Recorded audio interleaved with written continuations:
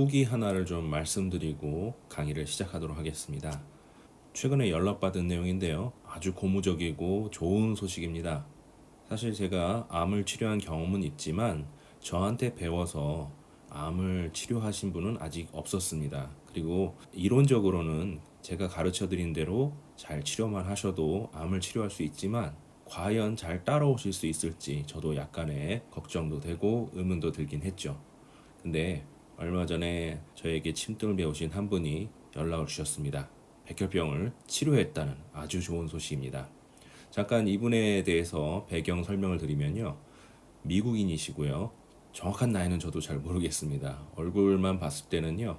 아마 40 전후가 되지 않을까 이렇게 생각합니다. 그리고 보기 드문 사위이십니다. 장인어른이 백혈병에 걸렸는데 장인어른을 고치고 싶다고 침등을 배우신 분입니다. 대단하죠? 예, 요즘 이런 사위 별로 없습니다. 물론 이분 이전에 어떤 의학적인 교육을 받으신 적도 없었고요. 또 의학과 관련된 직업도 아니십니다. 그냥 일반인이죠. 보통 사람입니다. 그런데 용기를 내서 침뜸을 배우셨습니다. 자, 환자에 대해서 잠깐 설명드리면 49년생. 그래서 현재로는 한국 나이는 72세고 만으로는 71세이십니다. 약 반년의 침뜸 치료만으로 백혈병이 완치가 되셨습니다. 자, 그러면 이 사이분은 어떻게 저한테 침등을 배울 결심을 하셨을까요? 중국에서 저에게 치료를 받으신 암 환자들을 만났었고요. 또 그 환자들의 증언에 의해서 제 치료 방법이 암에 정말 효과가 있구나 이런 확신이 들었다고 합니다. 또 실제로 골수암이 완치된, 그러니까 장인하고 비슷한 상태인 분도 완치가 되신 것을 확인했었습니다. 그래서 침뜸으로 백혈병을 치료할 수 있다는 확신을 가지고 저에게 연락을 주셨습니다. 그러면 간단하게 이분의 상태에 대해서 한번 살펴볼까요? 처음으로 백혈병을 알게 된 것은 2020년 2월 5일입니다.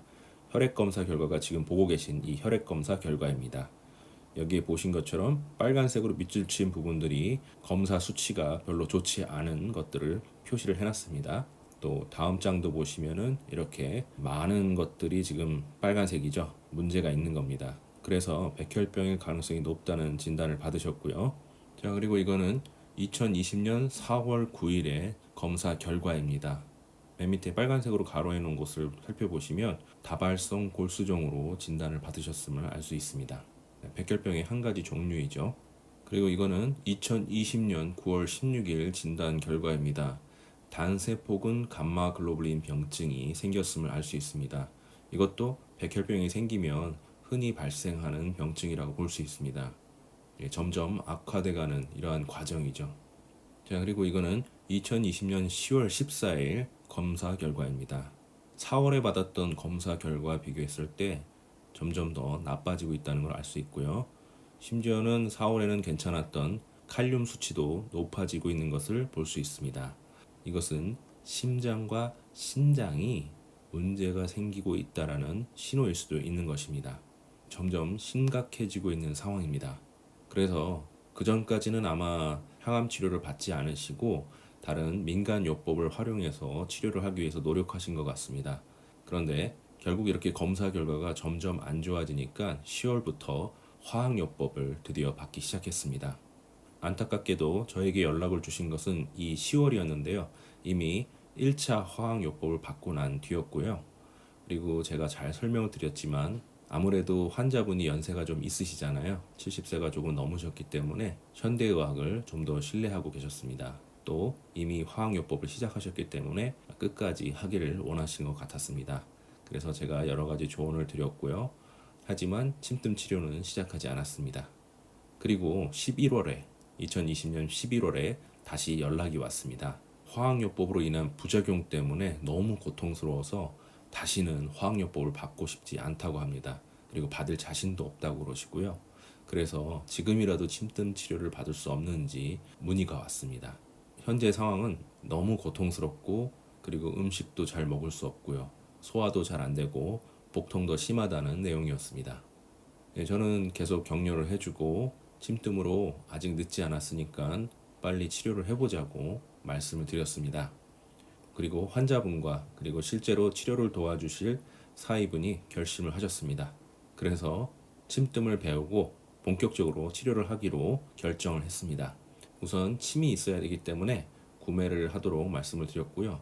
그리고 2020년 12월부터 침뜸을 배우시면서 동시에 치료도 시작했습니다. 아무래도 미국이기 때문에 저희가 직접 만나서 가르쳐 드리고 배울 수도 없었고요. 그래서 줌을 통해서 온라인으로 가르쳐 드리기 시작했습니다. 침뜸을 배우시는 사위도 또 환자도 매우 열심히 배우시고 또 열심히 협조적으로 치료를 받으셨습니다. 그래서 2021년 2월에는 마지막 학습을 하게 되었습니다. 학습이 종료된 뒤에 지금까지 배운 침뜸 치료 방법을 이용해서 꾸준히 매일같이 침을 놓고 치료를 하도록 말씀을 드렸습니다. 그리고 정말 꾸준히 매일 침을 놓으셨습니다. 그리고 2021년 6월입니다. 저에게 다시 연락이 왔는데요. 이미 한 반년 정도의 시간이 흘렀기 때문에 한번 병원에 가서 검사를 받아도 되겠는지 저에게 문의를 했습니다. 그래서 검사가 나쁠 것은 없다고 한번 받아보실 것을 저도 권해드렸습니다. 그리고 이게 2021년 6월 22일 검사 결과입니다. 정말 놀라운 검사 결과가 나왔는데요. 아래 보시면은 모든 검사 결과가 다 좋은 것으로 정상으로 나왔습니다. 혈소판만 조금 낮게 나왔지만 질병이라고 볼 수 있는 수준은 아닙니다. 이 검사 결과를 보고 담당 의사도 매우 놀랐습니다. 그동안 무슨 치료를 하셨는지, 어떻게 이런 좋은 결과가 나왔는지 굉장한 호기심을 갖고 물었다고 합니다. 말 그대로 그 의사는 기적이라고 봤는데요.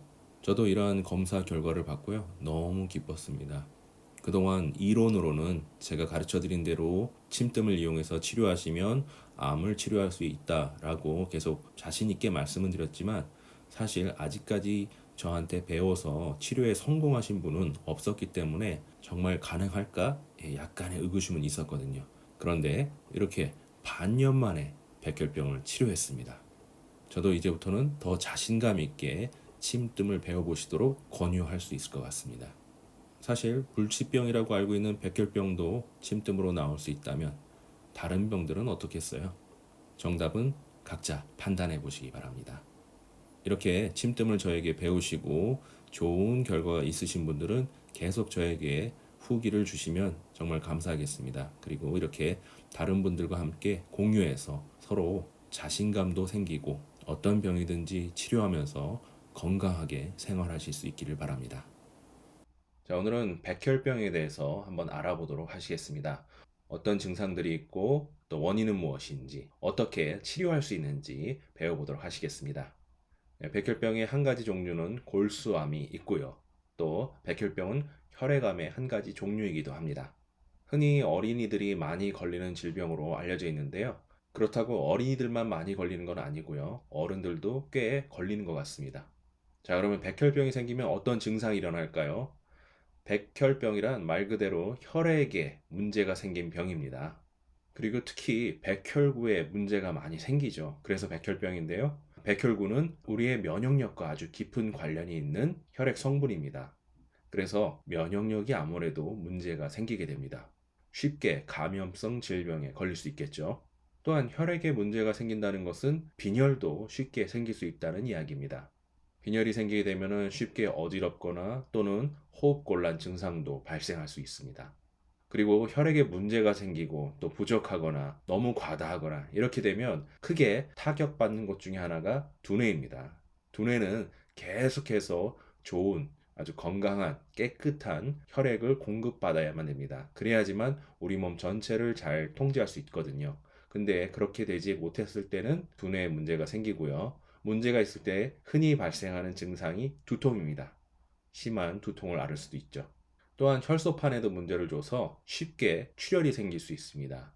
피부 아래에 출혈이 생길 수도 있고요. 즉 쉽게 멍이 들 수 있는 거죠. 그리고 코피가 자주 난다든지 또는 여러 가지 다른 부위에서도 갑자기 출혈이 발생할 수 있습니다. 쉽게 출혈이 발생할 수 있습니다. 그리고 지혈도 잘 되지 않고요. 또한 이렇게 혈액에 문제가 생기기 때문에 쉽게 감염성 질병이 생기고요. 몸 안에 염증이 많이 생길 수 있습니다. 그렇다는 얘기는 고열이 발생하거나 또는 높지는 않지만 미열이 계속 발생하면서 몸이 힘들고 전체적으로 피로하고 의욕이 저하되는 이런 문제가 발생할 수 있습니다. 또한 이렇게 쇠약해지다 보면은 소화 흡수도 잘 안 되겠죠. 그래서 체중 감소도 종종 발생합니다. 그리고 뼈가 아프다는, 뼈가 쑤시는, 뼈의 통증이 발생할 수 있습니다. 또한 뼈가 쉽게 부러질 수도 있습니다. 아주 약한 충격인데도 뼈가 툭 하고 부러지는 경우가 발생합니다. 또한 소화계통에 워낙에 문제가 있기 때문에 백혈병에 걸리기도 하고요. 또 백혈병이 걸린 다음에 소화계통에 당연히 영향을 주게 됩니다. 왜냐하면 소화 흡수할 때도 당연히 뭐가 필요할까요? 깨끗하고 질 좋은 혈액이 필요합니다. 그게 없으면 소화 흡수할 수 없습니다. 그런데 그 부분에 문제가 생겼기 때문에 소화에도 문제가 생기겠죠. 그래서 구토라든지 설사 증상도 쉽게 발생할 수 있습니다. 자, 그러면 원인이 뭘까요? 계속 강조드리지만 원인을 모르면 어떤 병이든 치료할 수 없습니다. 그리고 현대의학에서 백혈병을 치료하지 못하는 이유도 원인을 모르기 때문에 그렇습니다. 원인은 모르고 드러난 증상만 치료하기 때문에 근본적인 치료가 안 되고요. 결국에는 백혈병을 제대로 치료받지 못하고 사망에 이르게 됩니다. 자, 그러면 원인을 지금 밝혀드리겠습니다. 이 원인만 잘 아셔도 백혈병의 절반은 치료했다 또는 절반은 예방할 수 있다 이렇게 생각하셔도 됩니다. 천기누설입니다. 아마 어떤 현대의학 의사가 이 내용을 본다면 굉장히 화를 내실 수도 있을 것 같고요. 또 모르겠습니다. 유튜브에서 이 동영상이 삭제될 수 있는 위험성도 있을 것 같습니다. 그러니까 그 전에 열심히 공부하시기 바랍니다. 현대의학 의사도 모르는, 그리고 알더라도 말할 수 없는 진실을 말씀드리겠습니다. 백혈병은 사실 현대의학이 만들어낸 질병입니다. 그리고 부자병이라고도 말할 수 있습니다. 그 얘기가 뭐죠? 만약에 부자가 아니었고 가난해서 병원에서 치료받을 수 없었다면 백혈병에 걸리지 않았을 겁니다. 그래서 백혈병도 대부분 가난한 나라에서 많이 생기기보다는 부자 나라에서, 물질적으로 여유가 있는 나라에서, 병원 시설이 잘 돼 있고 또 약국도 잘 돼 있는 이런 나라들에서 많이 발생합니다. 왜 그렇습니까? 사실 백혈병의 근본 원인은 과도한 약품, 약물 사용입니다. 조금만 어디가 아파도 쉽게 약국에서 약을 사다 드시고 또 병원에 달려가서 주사 맞고 약을 타다 드시고, 이러한 것들이 결국에는 쌓여서 백혈병을 만든 것입니다. 첫 번째는 해열제입니다. 조금 병이 나가지고 열이 오르면 쉽게 해열제를 사다 먹고 열을 떨어뜨리죠. 이건 마치 몸에서 열이 난다는 것은 우리 몸의 적이다, 나쁘다, 이것도 질병이다, 이렇게 생각하고 적극적으로 공격했기 때문에 발생한 문제입니다. 사실 우리 몸에 열이 발생한다는 것은 우리 면역력이 작동했다는 의미입니다. 우리 몸에 나쁜 영향을 주는 세균이나 바이러스가 일정 양 이상 증가했을 때, 우리 몸에서 면역 세포만으로 공격하기에는 힘들 때, 그럴 때 우리 몸에서 발현하기 시작합니다. 그래서 열 소독을 하는 거죠. 뜨거운 열로 바이러스나 세균을 소독하는 겁니다. 그런데 이렇게 열이 발생했을 때 해열제를 먹어서 열을 떨어뜨리면 누가 좋아할까요? 세균과 바이러스가 좋아하겠죠. 시원한 환경을 만들어줬으니 더 많이 번식하게 될 겁니다. 내 세상 만났다 생각하겠죠. 그리고 우리 몸은 다시 또 열심히 노력해서 열을 올리게 됩니다. 그리고 나면 또 해열제를 먹습니다. 이렇게 계속 반복하다 보면 우리 몸에서 열을 올리는 게 쉬운 일이라고 생각하시나요? 절대 쉽지 않습니다. 굉장히 어렵습니다. 사실 우리가 스스로 인위적으로 열을 올릴 수 있습니다. 추울 때 어떻게 열을 올리시나요? 주변에 난로도 없고 실내도 아닙니다. 겨울입니다. 엄청 춥습니다. 이럴 때 우리가 종종 어떻게 해서 열을 올리죠? 막 손을 비비고 막 몸을 움직이고 뛰고 이러면 어떻게 돼요? 몸이 다시 따뜻해지고 좀 추위를 견뎌낼 수 있죠. 맞습니다. 우리가 이렇게 열심히 근육을 움직이고 뛰었을 때 열이, 체온이 올라가게 됩니다. 그렇다는 얘기는 우리가 어떤 질병에 걸려서 감염이 되어서 우리 몸에서 체온을 올렸을 때 나는 가만히 앉아 있거나 누워 있는다 하더라도 우리 몸속에서는 어떻게 된다는 거예요. 마치 뛰는 것처럼 열심히 노력을 해서 체온을 올려놓은 겁니다. 근데 이렇게 열심히 올려서 체온을 올려놨는데 그냥 약 한 번 먹어가지고 열을 다시 푹 떨어뜨립니다. 그리고 이것도 한 번도 아니고 수차례 계속 이렇게 반복해서 해옵니다. 우리 몸이 어떻게 느낄까요? 만약에 집안 청소를 열심히 몇 시간에 걸쳐 깨끗이 하셨는데 누군가 와서 순식간에 다 더럽혀 버립니다. 그래서 다시 깨끗하게 열심히 청소했는데 또 5분, 10분 만에 다 어지럽히고 더럽혀 버립니다. 이렇게 반복되면 청소하고 싶으세요? 절대 하고 싶지 않을 겁니다. 그냥 나 이제 안 해. 청소 안 할래. 이렇게 성질이 나겠죠. 우리 몸도 마찬가지입니다. 우리 몸에 있는 면역계도 마찬가지로 성질이 나기 시작하는 겁니다. 아니 나는 바이러스하고 세균을 소독하기 위해서 열심히 이렇게 일을 했는데 뭐야 누가 자꾸 와가지고 체온을 떨어뜨려 버리네. 나중에는 일 안 해. 면역계가 혈액에 있는 면역세포들이 하나둘 망가지기 시작하는 겁니다. 그게 백혈병이 되는 겁니다. 그리고 항생제도 문제입니다. 요즘에는 항생제에 대한 경각심이 생겨났기 때문에 의사들도 항생제 처방은 가급적 자제하고 있는 편이죠. 예전보다는 많이 좋아졌습니다. 하지만 그래도 아직도 항생제를 남용하는 경우가 많이 생기고 있습니다. 항생제가 그럼 우리 몸에 왜 안 좋을까요? 항생제는 간단히 말하면요. 폭탄이라고 보시면 됩니다. 그냥 몸에다 폭탄을 뻥뻥 터트린 겁니다. 예를 들어서 서울에 도둑이 들어왔습니다. 또는 간첩이 들어왔습니다. 신고받고 서울에다가 그냥 폭탄을 마구 떨어뜨립니다. 간첩이, 도둑이 죽을 수도 있겠죠. 하지만 거기에 거주하는 사람들은 어떻게 되나요? 같이 죽겠죠. 같은 원리입니다. 항생제를 이용하게 되면 몸에 있는 모든 시스템들도 다 파괴가 되기 시작하는 겁니다. 우리 몸에 유익한 미생물도 다 죽게 되고요. 우리 몸의 면역계도 공격을 당하게 됩니다. 그래서 결국에는 백혈병에 이르게 되는 결과가 올 수도 있는 것입니다. 그리고 또 우리가 병에 걸렸다 하면 흔히 먹는 게 진통제, 소염제죠. 진통, 소염제 합쳐가지고 대부분 많이 파는데요. 진통제는 뭡니까? 우리의 뇌가 통증을 못 느끼게 만드는 겁니다. 우리의 뇌가 통증을 못 느끼면 어떻게 될까요? 뇌의 입장에서는 이 병이 다 나았다라고 판단하게 되는 겁니다. 통증이 없으니까요. 예를 들어서 세균과 바이러스에 감염되는데 진통제를 먹는 순간 뇌 입장에서는 세균과 바이러스가 이제 정상적으로 다 처리가 됐구나. 이렇게 판단하게 됩니다. 그러면 면역계가 어떻게 될까요? 제대로 동작을 하지 않겠죠. 뇌에서 명령을 하지 않으니까요. 이런 일이 반복되면 또 마찬가지로 우리 뇌도 손상이 되고 또 면역계도 같이 망가지게 됩니다. 그래서 백혈병에 걸릴 수도 있는 겁니다.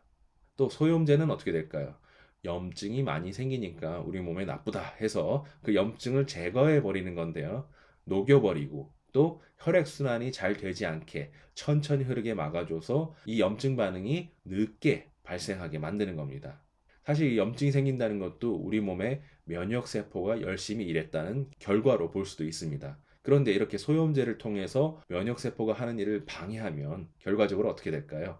아까 청소 비유로 말씀드린 것처럼 면역계가 또 성질이 나겠죠. 화가 나겠죠. 또는 무기력해집니다.